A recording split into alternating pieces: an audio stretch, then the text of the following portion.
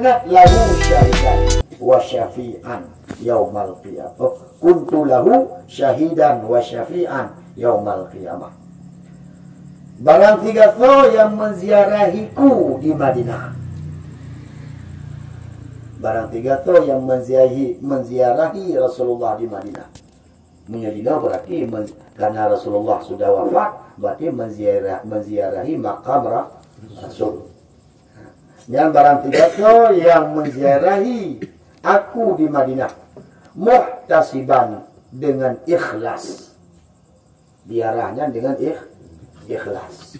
Tuan rencana ajak diarahnya ajak selfie gede ke babnya ni pergi ke makam Rasulullah. Tapi memang muhtasiban. Nyoken Rasulullah kuntu lahu syahidan.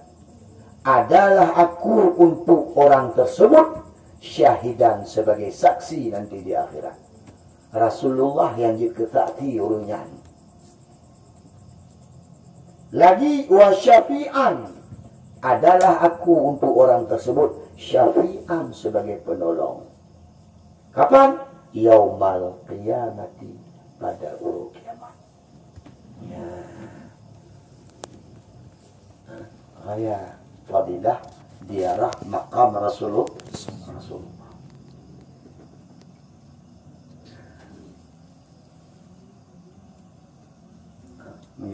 Menyaureng tengok Bandung melaki bak Rasulullah. Ya Rasulullah, lu umat gata ya Rasulullah. Tapi tidak semuanya mendapat pengakuan sebagai umat Nabi. Tapi orang yang menziarahi Rasulullah di Madinah dengan ikhlas, Rasulullah sendiri katakan bahwa beliau akan menjadi saksi untuk orang tersebut. Maaf cakap kau hendak payah kami ya Rasulullah. Goknya yang menjadi saksi. Jibril, baiknya Jibril. Najak kalau nilai karena cintanya untuk saya dia hadir ke sana.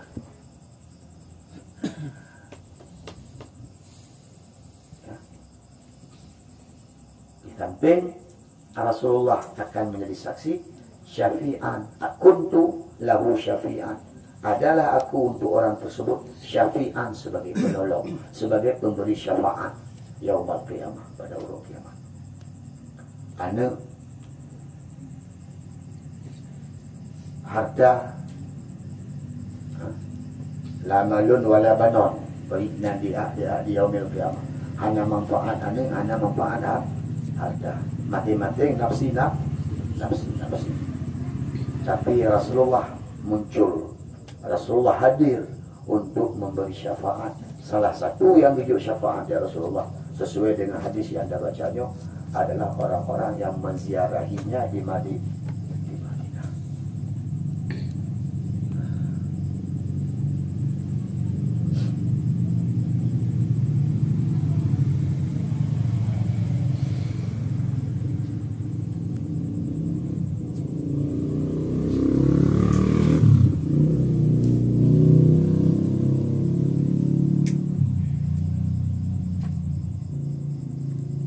Karena itu bersita-sitalah, ya, bertekadlah untuk bisa berhaji dan juga menziarahi makam Rasulullah. Fadilahnya luar biasa. Hadis yang pertama menyatakan orang yang haji kemudian menziarahi kubur Rasulullah, nyo kalau jih mati setelah itu, nyo kaban lagi jih pernah menziarahi Rasulullah waktu Rasulullah hidup.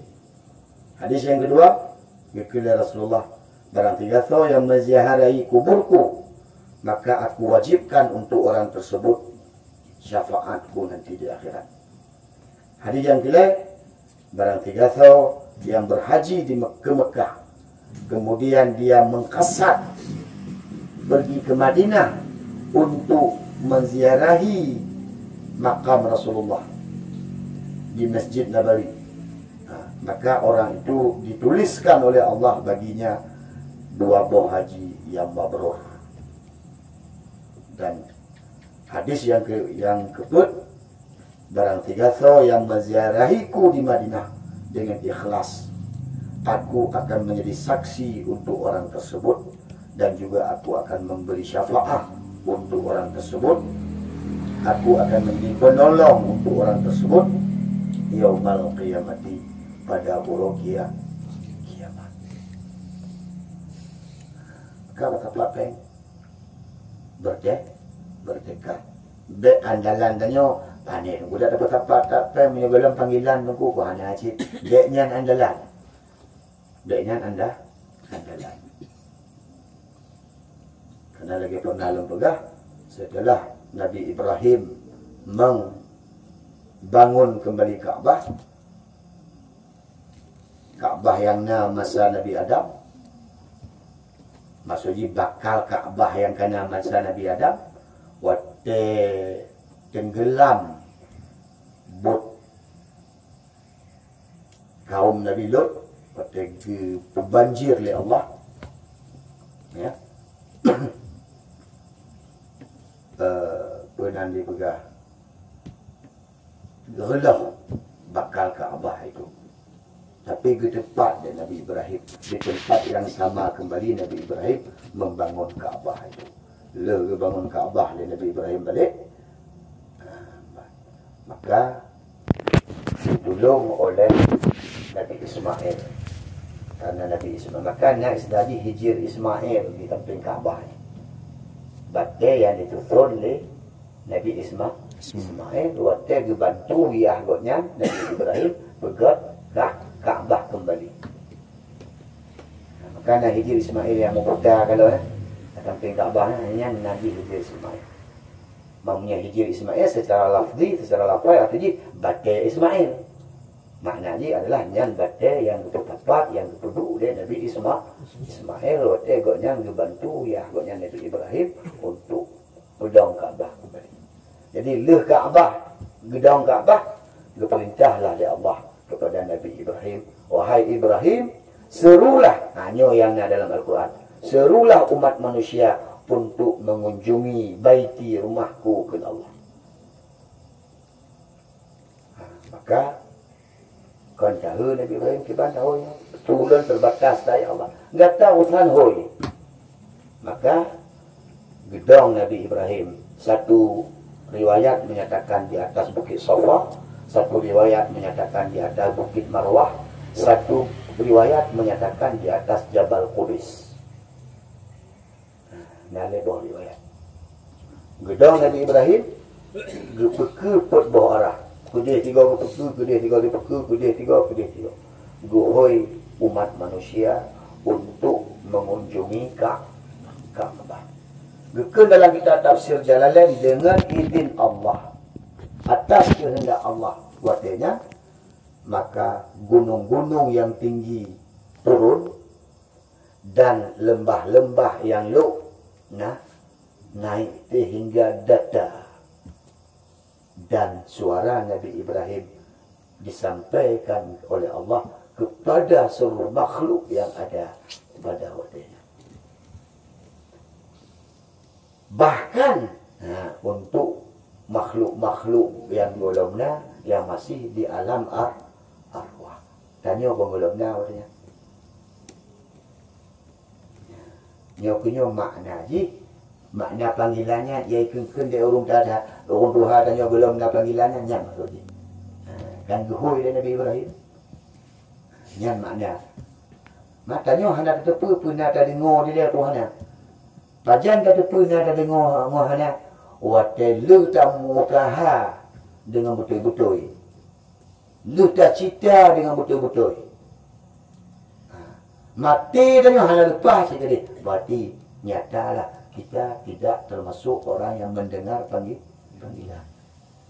Tapi alat kami bilang, belum ada panggilan bu, belum ada panggilan bu, belum ada panggilan bu. Antum apa? Kajian kata lihat ada panggilan. Katanya si belum tahu dia kita mentau di alam arwah.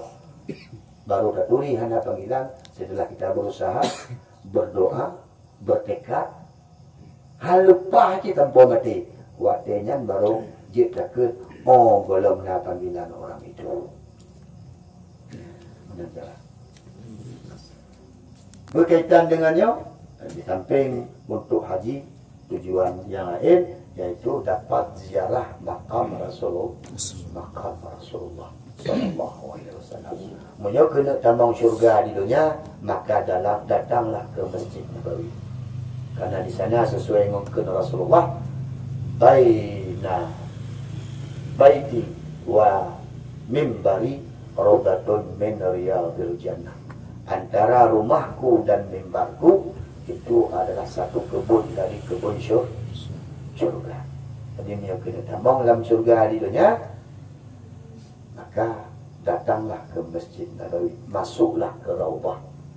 Yang Raudhah itu antara mimbar dengan kubah Nabi yang disebut Raudhah. Walaupun tempatnya biasa saja, tapi Rasulullah menyatakan itu adalah kebun syurga. Walaupun tempat biasa sih. Ada lagi tanya sih, mana sih? Ada berarti kebun syurga berarti boleh ada hari ini kawan. Yang kebun syurga ini. Berarti pertengok ini dia kata kenapa yang tahu kata lagi cerita dengku yang ditengok di akhirat. Yang lain, yang persoalan di akhirat. Dan wajib kata karena hadisnya muttafaqun alaih. Hadisnya disepakati oleh ulama hadis semuanya. Berarti hadis itu sahih sekali. Bahwa antara makam Rasulullah dengan mimbar Rasulullah itu adalah satu kebun syurga. Ragu terhadap hadisnya, hati-hati Anda meragukan Rasulullah sallallahu alaihi wasallam. Padahal Rasulullah sadiq, orang yang benar. Nah, demikian pengantar pada malam ini, semoga ada manfaatnya.